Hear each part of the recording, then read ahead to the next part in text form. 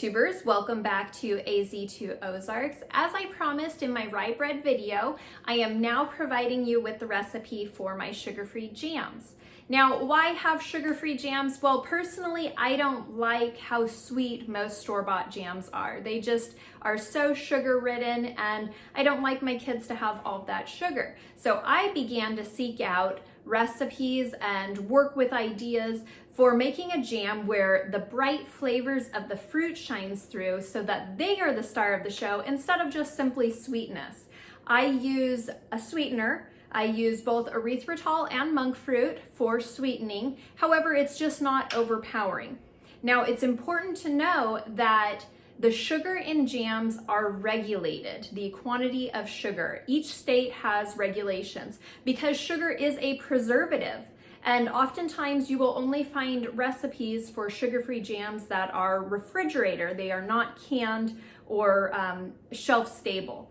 So I provided the jams at the farmer's market in Lake Havasu City, Arizona, and I wanted to be able to have shelf-stable jams. But in order to do that, I had to submit both my recipe and samples of my jams to the University of Arizona for lab testing to make sure they were safe. And all of my jams passed, of course. I would not be sharing this with you if they were not safe. So know that I have tested these recipes and they are considered safe. Now, they are shelf stable for up to 1 year, so make sure you write your dates on your jars. And once you open them and keep them in the refrigerator, they are safe for up to a month. Of course, you can probably have them for longer, but that is the regulations and you want to make sure you follow those food guidelines. Let's go ahead and get started.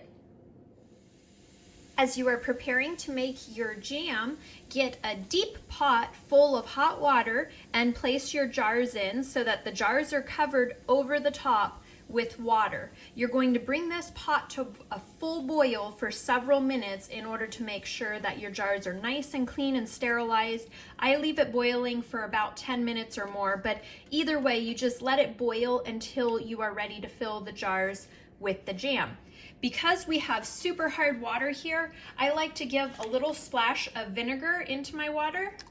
And this isn't going to be in your jam or anything. All this does is keep your jars from building up that white sediment on the outsides. You don't want, it's just one more thing to have to clean up. So splashing in a little bit of vinegar will help get rid of that altogether, and your jars will come out crystal clear and beautiful.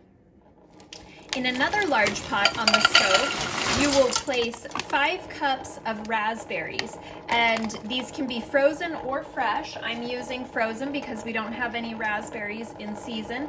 And you'll want to have low to low medium heat and keep checking and stirring frequently because you do not want these to burn to the bottom of the pan. In a separate bowl, you will combine your sweeteners. I am using 1 cup of erythritol.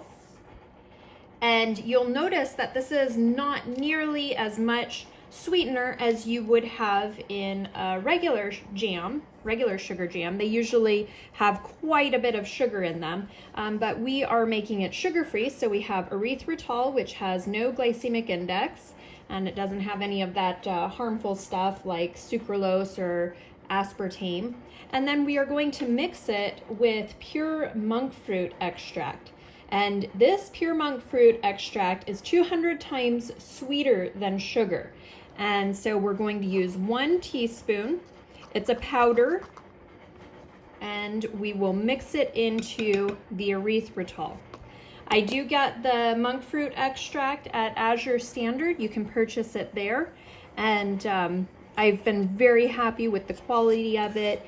And it mixes in so nicely with erythritol. Now, you can also purchase a product by, I think it's called Lakanto, and they have an erythritol monk fruit mix already. So we mix these together because this powder will clump if you put it right into the berries without first mixing it in here. This keeps it from clumping up into little pockets of super sweetness. As your berries begin to warm, you can use a potato masher to mash them down to the consistency you would like. Now, raspberries are very delicate berries and they really don't need much convincing to break apart. This is more necessary if you're going to make the varieties with blackberries, strawberries, or blueberries. And I will include the ingredients necessary for those other 3 varieties in the description down below, and so that you can make any of these varieties. The instructions are the same, it's just a slight difference in the ingredients. Once the jam begins to simmer, add in your sweetener blend and give it a stir in. Now you want to be very careful to keep the berries from burning, so you'll want to stir frequently. You will want to let this mixture simmer for about 10 minutes. That way the sweetener melts down and becomes well incorporated. After simmering for 10 minutes, add 4 tablespoons of lemon juice. You will want to use store-bought lemon juice because if you use fresh lemons, the acidity really can vary. And because we are canning this and it is an issue of safety, you want to make sure that you're using a lemon juice that has a consistent acidity. Mix this around.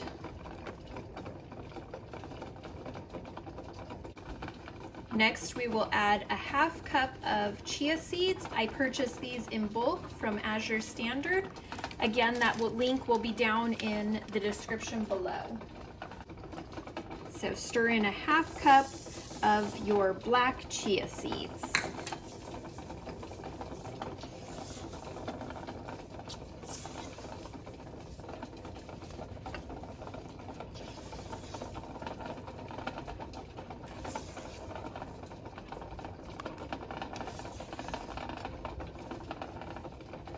Your jam will appear quite thin at this point, but as it cools and as there's more time with the chia seeds in the berries, it will thicken. Chia seeds are an excellent thickening agent, and we use them because pectin doesn't work without the sugar, so pectin wouldn't react well. So we need a different thickener, and the chia seeds work out wonderfully for that, as well as they increase your fiber and make it an even lower glycemic index for people who are watching that sort of thing. As soon as you have stirred in your chia seeds, let's get the jars out of the boiling water and ready for filling.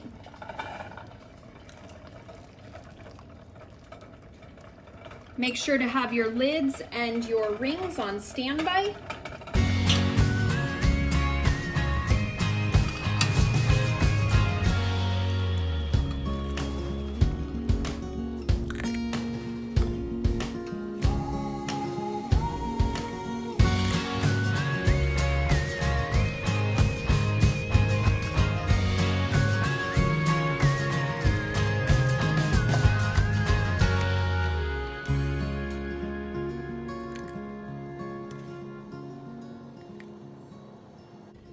Now that your jars are filled to within a 1/2 inch of the top, you will use a wet paper towel to clear the top and make sure it's perfectly clean. You don't want any chunks of seeds or berries to affect the seal of your jars. These are very hot, so be careful when handling them. And next I take my lids and very briefly insert them into the hot water. Using the magnetic lid remover, pull them out of the hot water and place them on top of the jars.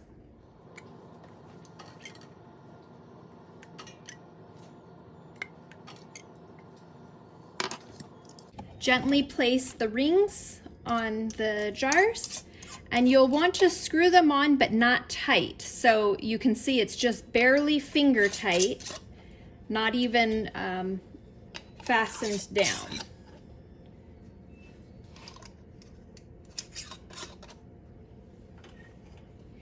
Next, we will place them back into our pot of hot water to resume boiling. This is where the water bath begins.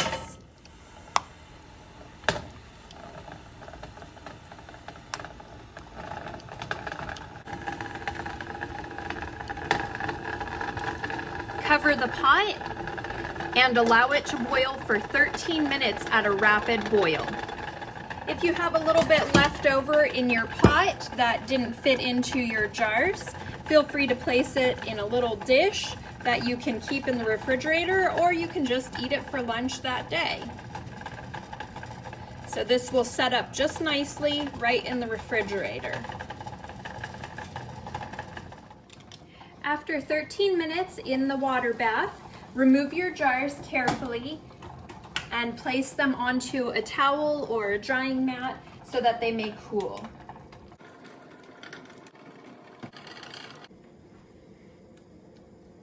As they cool, they will suck down the lids and they will seal. What is left but a taste test? I can assure you that all of these jams are super delicious. Make sure to check the description box below for the recipe for each of the other 3 flavors. And of course my taste tester here. This jam is perfect to have on sandwiches, but you can also have it on plain yogurt. You can eat it however you like to have your jam. So some people like to have it on cottage cheese too. So I hope you enjoyed this video. If you did, give us a thumbs up and subscribe for more recipes in the future.